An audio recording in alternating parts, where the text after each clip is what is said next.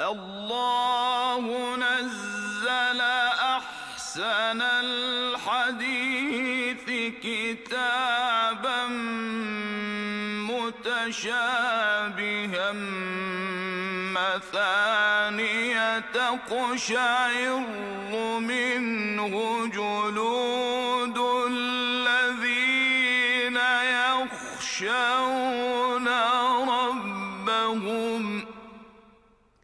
السلام عليكم ورحمة الله وبركاته. إن الحمد لله تعالى نحمده ونستعينه ونستغفره ونعوذ بالله العلي العظيم من شرور أنفسنا ومن سيئات أعمالنا، إنه من يهده الله تعالى فلا مضل له ومن يضلل فلا هادي له، وأشهد أن لا إله إلا الله وحده لا شريك له، وأشهد أن محمدا عبده ورسوله صلى الله عليه وسلم.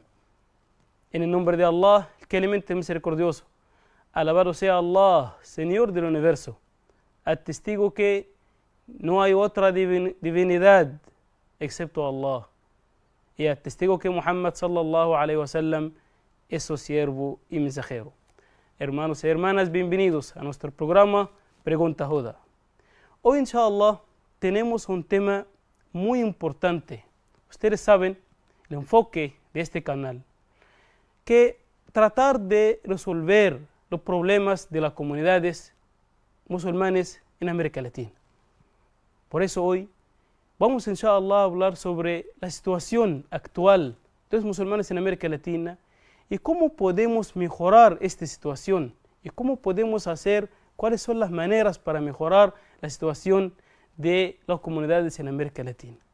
Hoy tenemos un invitado especial, el imam Emerson Bukele. Es el imam de la comunidad islámica hispanoamericana, es también el presidente de la junta directiva del Centro Islámico Árabe Salvadoreño. Mucho gusto, imam Emerson, y bienvenido con nosotros en este programa. Bismillahirrahmanirrahim. En el nombre de Allah, el graciabilísimo y misericordiosísimo, pedimos las bendiciones para nuestro profeta Muhammad, el sello de los profetas, sallallahu alaihi wasallam. Bueno, es un honor estar aquí, reunidos. Gracias por la oportunidad. Un saludo a ustedes y un saludo a todos los que nos están viendo. Muchas gracias, imam Emerson, que Allah lo bendiga mucho y muchas gracias por aceptar la invitación. Como usted sabe, imam, hoy queremos hablar sobre la situación de los musulmanes en América Latina.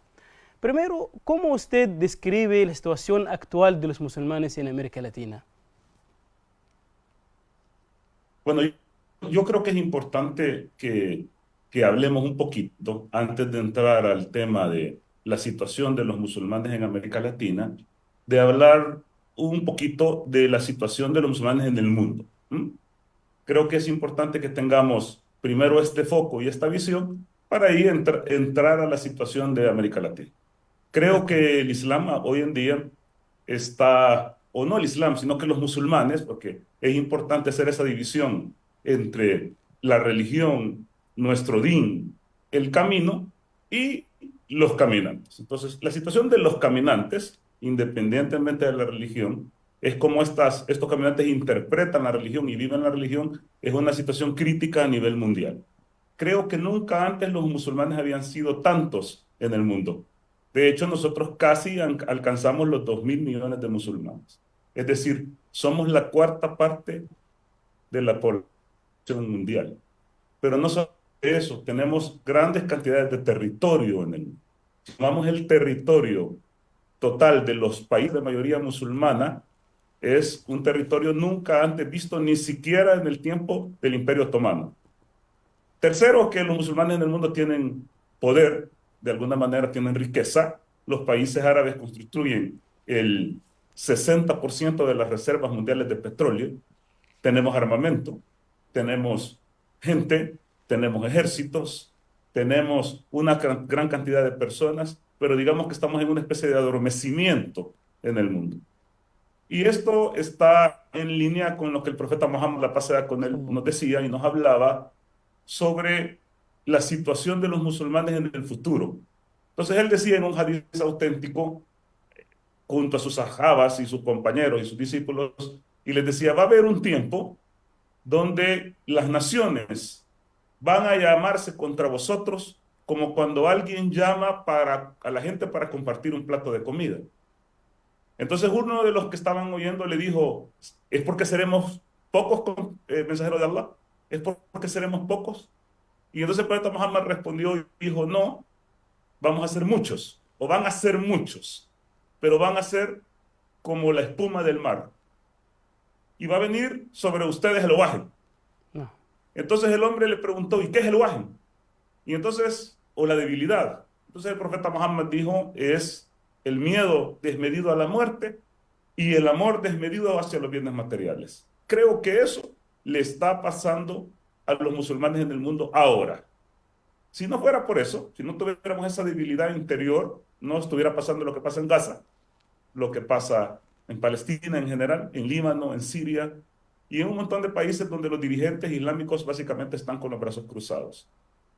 Ahora, hay que entender que hubieron algunas cosas que hicieron que el Islam se extendiera en el tiempo del profeta Muhammad, la paz sea con él, en toda la península arábiga, y después que se extendiera con la siguiente generación, desde la frontera indochina hasta España y el norte de África, y era que la gente que estaba alrededor entendía al Islam como una especie de liberación, porque los dos imperios que en ese momento estaban, el romano cristiano bizantino y el persa del lado oriental, eran de alguna manera tiránicos.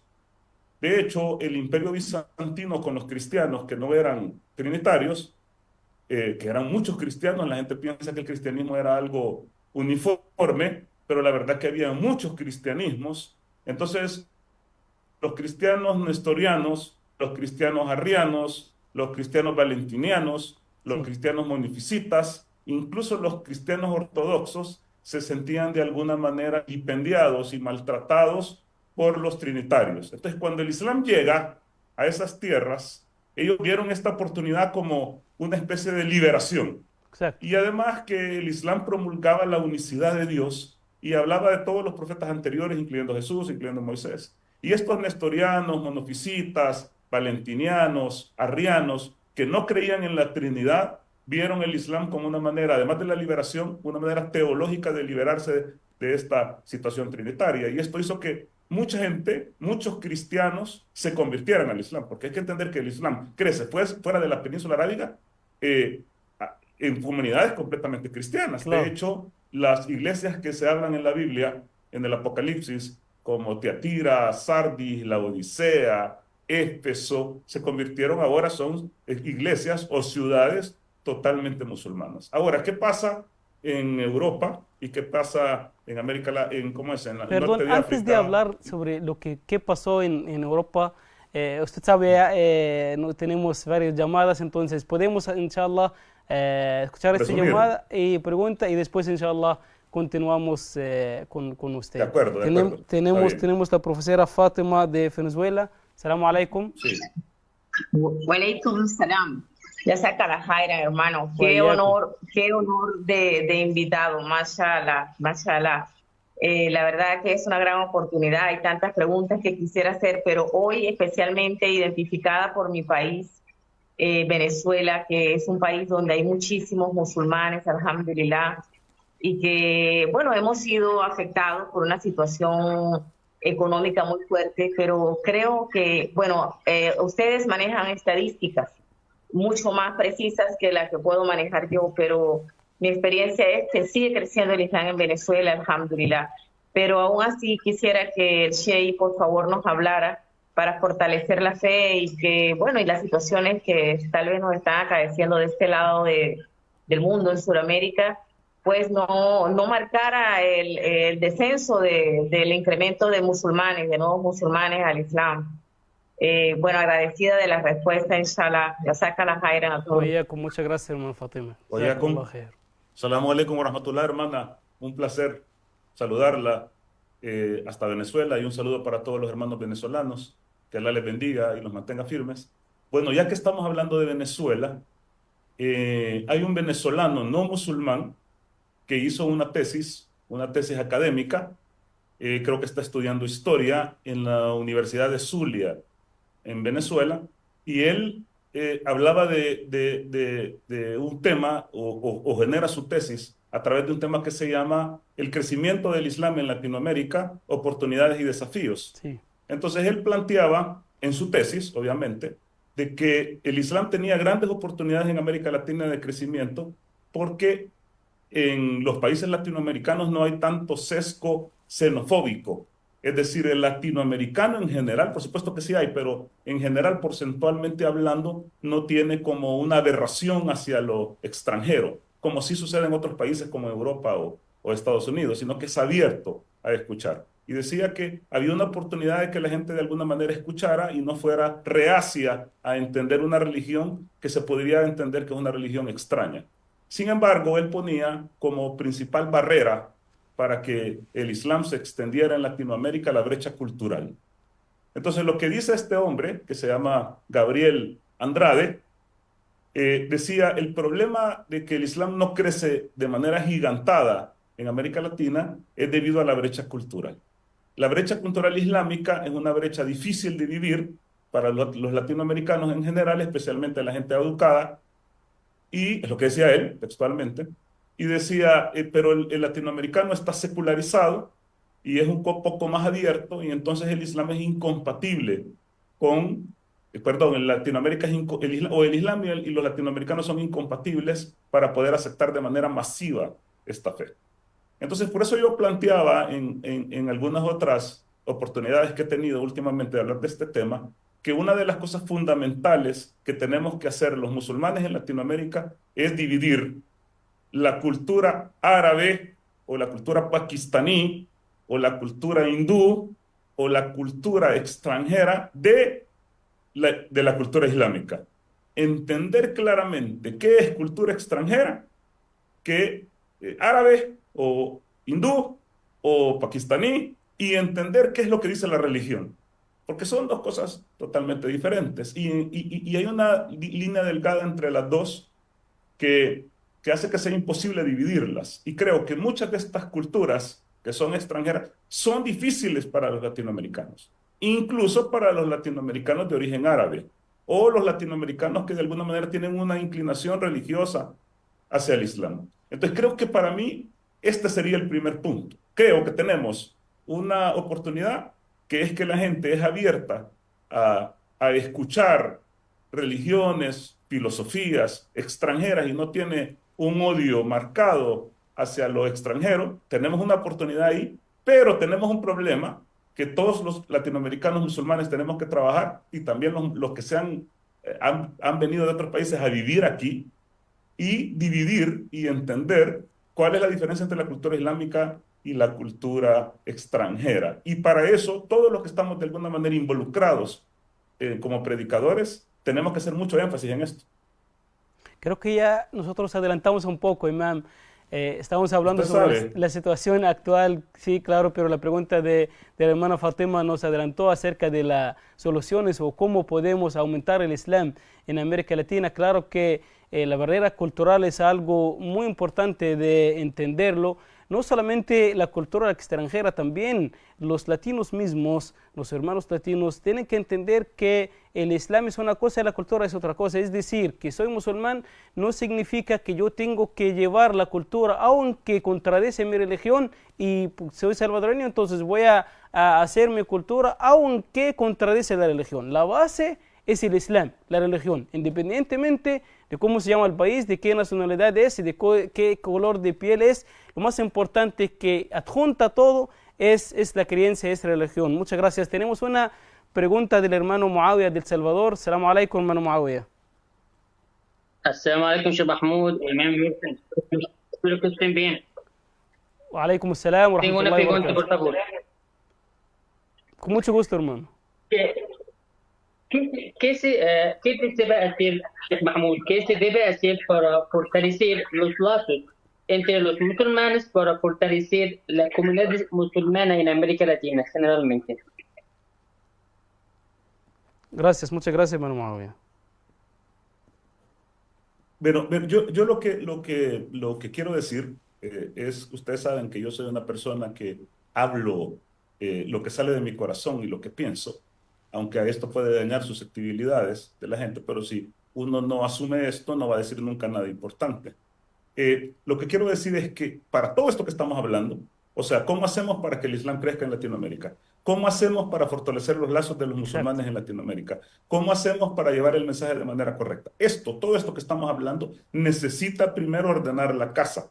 Es decir, no podemos nosotros Conocer el ir problema con primero. todo de alguna manera a tratar de que el Islam crezca si no arreglamos estas cosas. Entonces, el primer punto siempre para mí, y voy a volver a esto, es que nosotros tenemos que arreglar primero la situación de la brecha cultural, es decir, todos. No se trata de que la brecha cultural significa eliminar la brecha islámica y y los latinos pueden hacer lo que quieran. O sea, como la cultura latina es ir a echarse unos tragos, entonces como yo soy latino tengo que seguir echándome tragos porque soy musulmán. No, no, claro que no, porque esto contradice opuestamente la fe.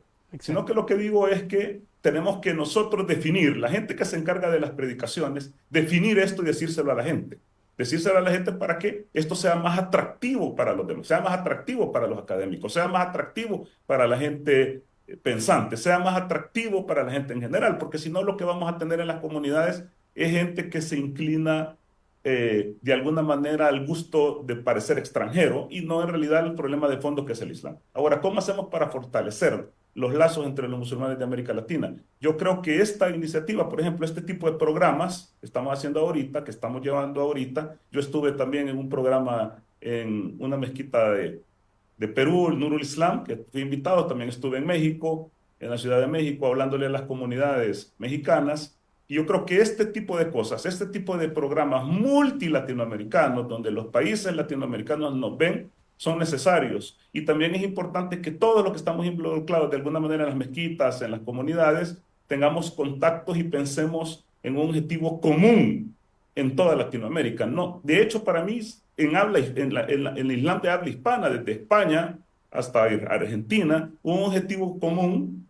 Debemos unirnos, no estar pensando en sobresalir, en ganar dinero, en tener fama, sino que pensar en un objetivo común que sería que el Islam penetre en el último reducto en el mundo, que es Latinoamérica. Subhanallah. Y esto es algo muy importante que tienen que escucharlo todos los dirigentes que están encargados del trabajo del Da'wah en América Latina. Regresando, Imam, acerca de la situación ya actual de América Latina, hablando sobre la situación de los musulmanes en el mundo, queremos especialmente los musulmanes en América Latina, situación actual de ellos. ¿Qué podemos hacer al respecto? Bueno, yo creo por eso es que decía que teníamos que ver cómo estaba la situación en Europa y en Estados Unidos, pero la situación de América Latina es peculiar.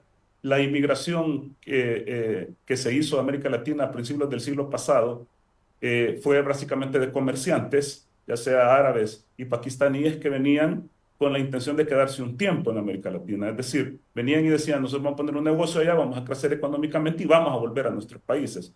La intención inicial de estas familias que inmigraron no era una intención de quedarse en América Latina, de hacer, ¿cómo se llama?, un hogar, sino que Sí, de venir para enriquecerse y llevar riqueza a sus pueblos. sí, El negocio al principio del siglo pasado estaba bien, salía de las guerras que estaban sucediéndose en en sus la parte países. europea y Sí, asiática, era las vísperas de la Primera Guerra Mundial, entonces estas familias encontraron un lugar importante para crecer. Pero se vieron en la necesidad de construir mezquitas, porque obviamente ellos llamaban a otras familias para que vinieran a América Latina y la necesidad de crecimiento poblacional de ellos los obligó a necesitaban unas hacer mezquitas, mezquitas. pero nunca con la intención de hacer dawa o nunca con la intención de proliferar el Islam, sino que para poder practicar ellos su religión el día viernes o en Ramadán o el Eid al-Adha y no pensando en promocionar el Islam. Y esto pasó por muchísimos años en prácticamente todos los países de Latinoamérica.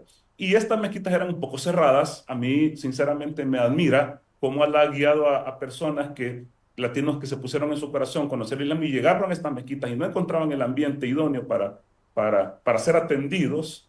Y esto generó que en mucho tiempo, digamos, todas estas décadas, el Islam no penetrara en América Latina. Creo que hace algunos años en América Latina sí hay una iniciativa en las mezquitas, en varias mezquitas de Latinoamérica, de ya trabajar por el Dawa. Creo que sí, hay gente inmigrante que esta vez no viene para hacer dinero, creo yo, al menos no como primer cometido, y esta gente sí está trabajando de alguna manera para promocionar el Islam, para predicar sobre el Islam. Y las mezquitas están siendo un poco más abiertas. Creo que la situación ahora es definir si lo estamos haciendo bien o no.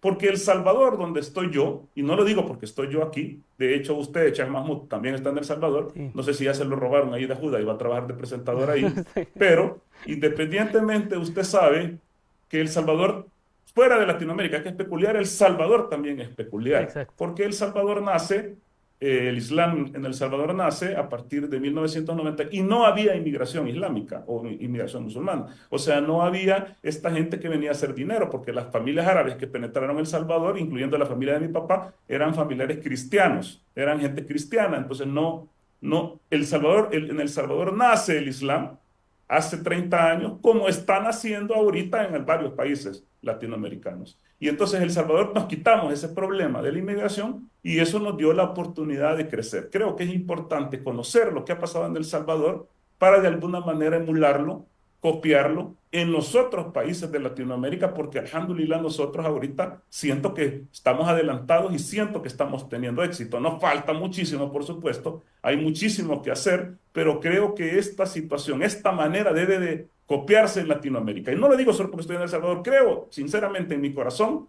que este es el camino. Vale la pena, Imam Emerson, mencionar que usted mencionó El Salvador como un caso especial. Mencionar que, rahimahullah, su papá, el doctor Armando Bukele, y el esfuerzo que él lo hizo al inicio del da'wah, era como era difícil iniciar el Islam en El Salvador y cómo, subhanallah, se volvió el Islam ahorita que más, alhamdulillah, más fuerte, pero es la base, o cómo lo sembró el doctor Armando, rahimahullah. Vale la pena mencionar y pedir a Allah subhanahu wa ta'ala que lo tenga en su misericordia. El caso de El Salvador especial, como usted mencionó ahorita, empezó con las mezquitas, trabajar en el da'wah con una manera abierta, adecuar las mezquitas para recibir a los no musulmanes y entender esta barrera cultural. ¿Qué más ustedes hicieron en El Salvador? Yo sé que está en El Salvador, pero ahorita tengo que hacerme esta pregunta a usted para que usted aclare y que todos los hermanos también que nos están escuchando ahorita, incluyendo los dirigentes en las mezquitas, ¿cuáles son los pasos que ustedes tomaron en El Salvador para llegar a este punto? O para llegar, por lo menos hablando ahorita sobre las mezquitas, ¿cómo las mezquitas podemos decir que son adecuadas para recibir a los no musulmanes o los musulmanes latinos que se sienten bien dentro de la mezquita o que se sienten en un ambiente agradable? Yo quiero ir a la mezquita. ¿Cómo podemos hacer eso? Bueno, la verdad que nosotros, mi papá, que fue el precursor, que Alá le dé de su misericordia, le yarhamu y le acepte todas sus obras Amén. y ilumine su tumba, porque él verdaderamente es el precursor y luchó él solo abriendo una mezquita sin musulmanes, porque cuando él abre la mezquita, no quiero profundizar demasiado en eso, pero cuando él abre la mezquita en El Salvador no había musulmanes, ni siquiera su familia era musulmana. Y aún así tuvo el coraje y Alá le puso en el corazón venir y hablar de algo que en ese momento era totalmente desconocido. Entonces, en todos estos años, sin este problema de la brecha cultural, aprendimos muchas cosas. Primero, abrimos una mezquita de manera tradicional. Era una mezquita con alfombra, donde uno tenía que quitarse los zapatos, entrar, escuchar el jutba, y ahí nos empezamos a dar cuenta que la forma del Islam hacía que la gente no escuchara el fondo del Islam. Por ejemplo, yo recuerdo, lo he contado varias veces, pero vale la pena ejemplificarlo. Me acuerdo de un señor que estaba en la puerta de la mezquita, yo era un niño de 13 años, o 14 años, y entonces él quería entrar, pero yo veía que no entraba, eso estaba en la puerta y estaba como indeciso para entrar. Entonces yo me quito los zapatos y le digo, pase adelante, bienvenido, y él me dice, no, gracias. Yo le veía raro y le digo, pero ¿y por qué? Entonces, tal vez como me vio como un niño, me tuvo confianza y me dijo, no, es que tengo rotos los calcetines, tengo rotas las medias. Y entonces yo le digo, miren, no importa, quítese los calcetines, usted puede entrar sin calcetines o sin medias. Y me dijo, no, porque me huelen mal los pies. Entonces yo entré a la mezquita cuando volteó, él se había ido. Esto me marcó a mí, me marcó, porque yo dije, bueno, el fondo del Islam nunca lo escuchó. Él solo vio la forma, que hay que quitarse los zapatos. Para el latino es complicado. Entonces nosotros decidimos hacer salones cerca de las mezquitas abiertos, de manera que cualquiera pudiera escuchar de primera mano el fondo del Islam. Y para eso no tiene que quitarse los zapatos, o sea, fuera de la mezquita las mujeres pueden llegar como quieran, porque son mujeres nuevas, las invitamos, hacemos una charla abierta, le decimos venga para acá, la mujer llega como quiere, si quiere llegar en minifalda que llegue, y si quiere llegar con escote que llegue, porque no es la mezquita. ¿Es algo pero fuera tiene de la mezquita solamente para que escuchar el mensaje? ¿Perdón?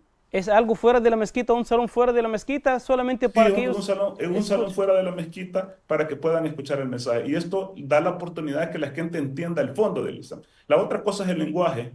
El lenguaje es importante porque tiene que ser básicamente el español. ¿Ah? Porque en ese tiempo habían algunos chefs que venían que les costaba hablar español y usaban, por ejemplo, los nombres de los profetas en árabe que aparecen en el Corán, o hablaban de profetas como Saleh o Hud, que están en el Corán, que son desconocidos para América Latina, y la gente se sentía, bueno, complicada. Bueno, había alguien que decía las profetas Muhammad, y entonces me acuerdo que una señora me dijo, ¿y ustedes tienen profetas mujeres? Porque se confundía con el artículo en el idioma. Sí. Entonces el idioma también es importante. También es bien importante conocer los libros sagrados de los cristianos y entender la Torá y entender el Evangelio, porque ahí se pueden conseguir muchísimos elementos para poder presentar el Islam de manera correcta. Un predicador en América Latina no puede desconocer la Biblia. Si desconoce la Biblia, no es un buen predicador para América Latina. Tiene que conocerla, tiene que conocer la creencia de sus interlocutores. Posteriormente vimos que era necesario porque había gente que obviamente se convertía, pero no llevaba a sus familias. No llevaba a su familia. O sea, llegaba el hombre, nada más, o solamente la mujer, y no había como un ambiente familiar dentro de la mezquita, porque la reunión solamente era los viernes o el sábado, y no había espacios donde las mujeres y los hijos pudieran llegar, y veíamos que el hombre se convertía, pero la familia no.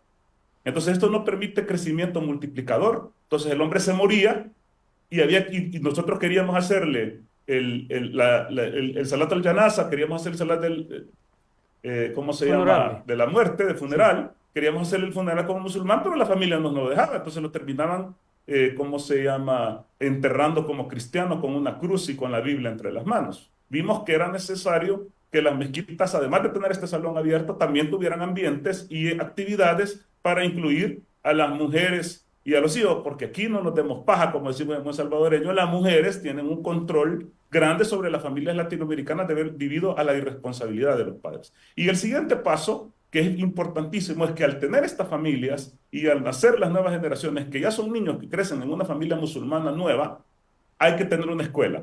Una madrasa antes de hablar sobre para darle seguimiento a escuela, esto. Imam, porque es algo muy importante, queremos hacerle un énfasis acerca de eso, solamente vamos a tomar un corte y después regresamos, inshallah.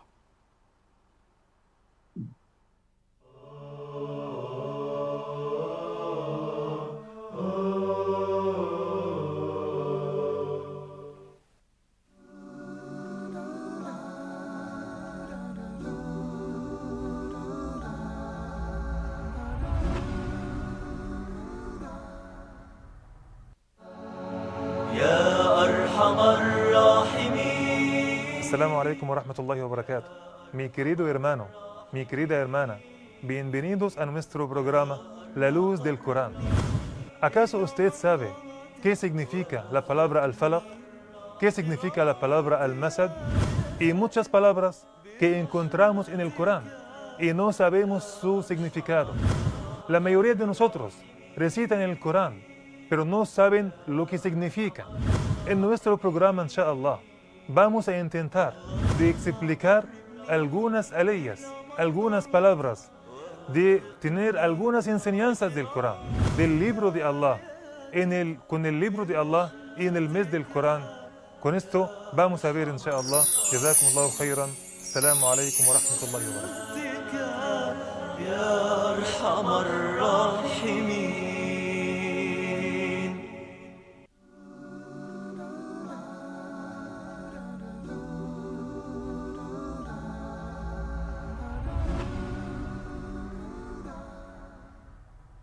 وإنك لعلى خلق عظيم. Tú eres de una naturaleza y morales grandiosa. El profeta Muhammad sallallahu alaihi wasallam está en nuestros corazones. El Islam es una religión para todo el mundo y universal. Todo el mensaje del profeta Muhammad sallallahu alaihi wasallam fue hecho para esta razón, en los modales. El Islam es una religión de justicia, y para todos. El Islam ha establecido los derechos de los animales antes de existía ninguna de las organizaciones que se llaman organizaciones de los derechos humanos o los derechos de los animales. Los pobres tienen valor en el Islam.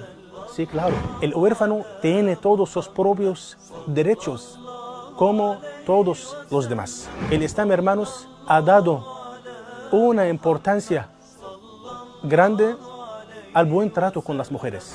Como era el profeta Muhammad sallallahu alaihi wasallam con los no musulmanes, cómo debe tratar el musulmán con el no musulmán. Innama yakhsha Allah min ibadihi al-ulama, es decir, aquellos que teman a Allah como debería ser, son los sabios. La sinceridad es un deber, es un pilar en todas las acciones. Allah ama que se le pide. En este momento va a ser pegado a Allah y su voluntad. Y cuando lo pide, lo va a pedir con mucha confianza. Oh Allah, tú eres el más misericordioso. Yo no tengo nada de poder, nada de fuerza, excepto la de ti. Oh Allah, yo soy muy pobrecito, soy muy humilde. No tengo nada en esta vida. Ayúdame, por favor.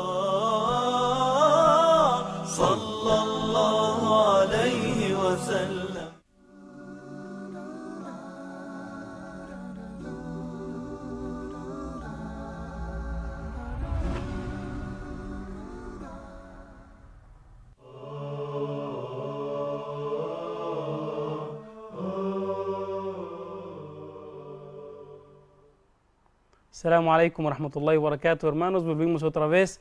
Hoy tenemos con nosotros el imam Emerson Bukele. Bienvenido, imam Emerson. Y estamos hablando sobre la situación de los musulmanes en América Latina y usted empezó a hablar sobre la escuela que ustedes tienen ahí en El Salvador. Y ahí vino la pregunta, ¿cómo ayudó el tema educativo o la escuela Dar Ibrahim como un ejemplo? ¿Cómo ayudó a mejorar la comunidad musulmana en El Salvador? ¿Y cuáles son los consejos de usted para los dirigentes que nos están escuchando o las familias musulmanas que nos están escuchando acerca de la tema educativa? Háblanos un poco, por favor, acerca de eso. Y también los hermanos pueden ver, inshallah, vamos a ver algunos videos acerca de la escuela de Ibrahim en El Salvador mientras usted está hablando. Bienvenido, Imam Emerson, y gusto lo escuchamos. No, el placer de estar aquí con ustedes es mío. Saludos a todos los que nos están viendo. Bueno, yo creo que el crecimiento va en este sentido. Primero, tiene que adecuarse la mezquita para que sea abierta para cualquier persona y que se eliminen las situaciones de forma para que se pueda escuchar el fondo. Segundo es incluir a las familias dentro de las actividades. La mujer es parte fundamental e importante para el Islam en Latinoamérica. Fundamental, porque aquí hay mucho padre irresponsable. Tercero, es que estas nuevas generaciones de musulmanes, hijos de estas familias, tengan una educación de primer mundo. El Islam es así. El Islam, los musulmanes primeros de las primeras generaciones culturizaron al mundo. Entonces es importante volver a eso, poner nuestro grano de arena para poder provocar el renacimiento del Islam. Entonces, ¿qué sucede? Una escuela, una madrasa es importantísima, pero esta madrasa no tiene que ser una madrasa centrada en la recitación coránica y en la memorización. Eso no funciona, sino que tiene que ser una madrasa que además de la parte coránica, de la memorización y de la religión, tenga un nivel de educación académica lo más alto del nivel que se pueda. Es importante los idiomas, es importante la parte científica. Perdón, Imam Emerson, ahorita ya los hermanos pueden ver cómo está la preparación de la escuela de Ibrahim y pueden ver también el trabajo que ustedes hicieron allá en la escuela de Ibrahim en El Salvador. Bueno, nosotros hemos intentado, es nuestro primer año como una escuela autorizada, estamos autorizados por el Ministerio de Educación y ustedes ven que estamos dando estos pequeños pasos. Todavía no es nuestro sueño, pero lo que ustedes ven es el primer paso. Hemos intentado que estos niños que vienen de familias musulmanas, un porcentaje importante de la escuela, tengan educación de primer mundo.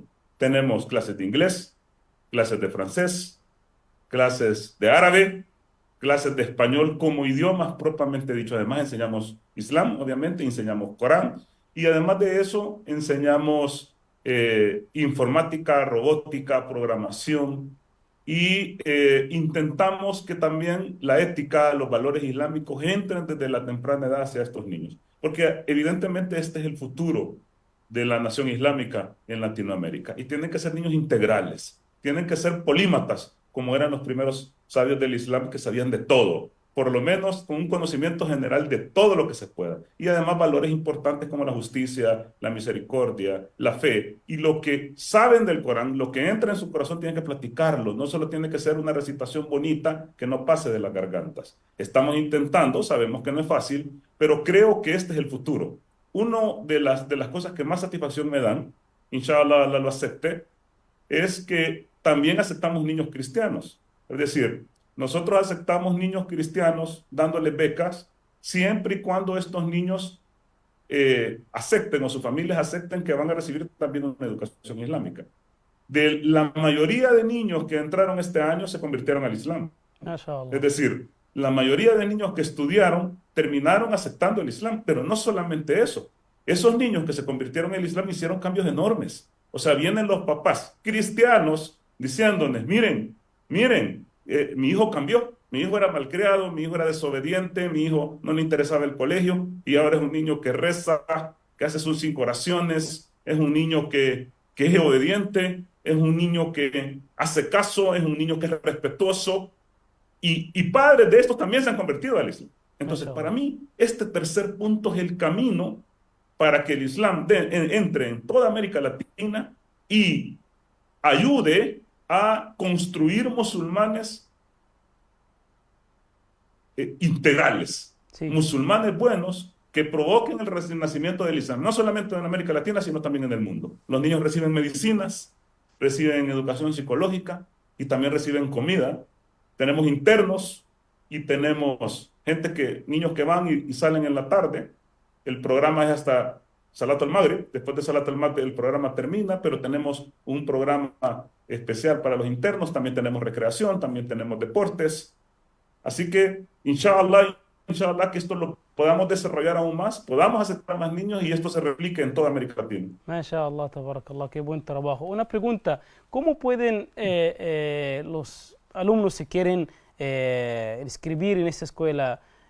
¿Solamente locales desde El Salvador o la escuela acepta también alumnos internacionales de fuera de El Salvador? Porque como usted sabe, como usted nos ve ahorita muchos hermanos de otros países de fuera de El Salvador. Entonces, si esas familias quieren aplicar a sus hijos en la escuela Dar Ibrahim en El Salvador, ¿eso se puede y cuáles son los requisitos, por favor? Bueno, nosotros estamos, ¿cómo se llama? Abiertos al internado. Este año solo tuvimos internado local, pero a partir, inshallah, del 2025 estamos abiertos al internado internacional. De hecho, ya tenemos alumnos matriculados si más no recuerdo, de Honduras, de México, de Colombia, de Ecuador, y estamos abiertos a que cualquier niño, eso sí, tiene que ser a partir de los 10 años, tiene que ser a partir de los 10 años y nosotros hacemos un estudio socioeconómico que puede ser que tenga una cuota baja, depende de las necesidades, o puede ser que incluso tenga una beca completa que cubra todos los gastos, excepto los pasajes de avión, que eso sí tienen que cubrirlo los padres. Para poder ¿cómo se llama? Llenar solicitud y aplicar a la matrícula, hay que escribir a la página hay que escribir a la página de la escuela, se llama Dar Ibrahim, y no sé si podemos después en los comentarios sí, claro, podemos poner el link. el número de teléfono, el link para que la gente pueda aplicar, pero todos están abiertos. No, nada me daría más felicidad que hubieran niños de toda Latinoamérica en la escuela. MashaAllah, tabarakallah. Una pregunta, ¿cuáles son los retos? Por ejemplo, si alguien de los dirigentes de una mezquita o un centro islámico piensan ahorita a duplicar o copiar esta idea y poner una escuela también en sus países, ¿cuáles son los retos que enfrentaron para hacer esa escuela y cómo pudieron hacer para lograr este sueño? Bueno, primero, usted sabe, porque he estado involucrado en esto, Claro. la primera cuestión que yo creo que uno tiene que tener es la voluntad y la intención. Pues cuando uno se pone esto, uno empieza a decir, bueno, esto es difícil, es complicado, es una gran responsabilidad, no requiere solo un esfuerzo momentáneo, sino que requiere un esfuerzo constante por mucho tiempo. Estos frutos no van a ser inmediatos, necesitan un tiempo, aunque nosotros hemos visto frutos más dulces que la miel en poco tiempo. Entonces, la primera cuestión es que uno tiene que tener la voluntad e intención y pedirle a Allah que abra las puertas, porque al final Allah es el que da todo. Si Allah quiere, lo va a hacer fácil. Si Allah quiere, lo va a facilitar. La segunda cuestión es el dinero. Evidentemente se necesita dinero, se necesitan fondos para Claro, poder hacerlo. sí, Y la tercera cosa es que cuando uno empieza esto, logra conseguir los fondos. Alhamdulillah que nosotros hemos trabajado con fondos propios y con fondos incondicionales. Es que viene todo el mundo a quererte enseñar cómo vas a hacer. O sea, viene la gente de afuera que nunca ha hecho nada y te puede decir, no, es que no, esto no lo hagas, es que esto cambiarlo, es que esto acá. Y empieza como a querer dar órdenes y querer venir a arreglar todo lo que no ha podido hacer en sus países. Creo que este es el tercer reto, porque tenés gente de todos lados criticando absolutamente todo. Creo que esto hay que ignorarlo, no rendirse, ser perseverante y seguir adelante. Y la otra cosa es el seguimiento.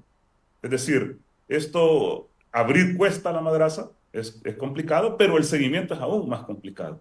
Pero creo que cuando uno está eh, ensimismado entre estas cosas y ve los frutos, ve a estos niños, usted sabe que son mejores que musulmanes que tienen 30 años de sí. conversos. Y no solo me refiero a la memorización y el árabe, sino que me refiero en todos los sentidos.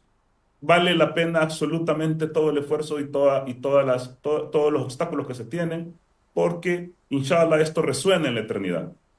La verdad, yo vi y viví eso con carne propia, cómo los alumnos se cambiaron desde el inicio del año hasta el final, y no solamente los alumnos, también las familias de esos alumnos, cómo se afectaron también positivamente a estar su niño en la escuela. Pero una pregunta, Imam, después de Ujú. graduarse, el alumno, ¿cuál es el plan?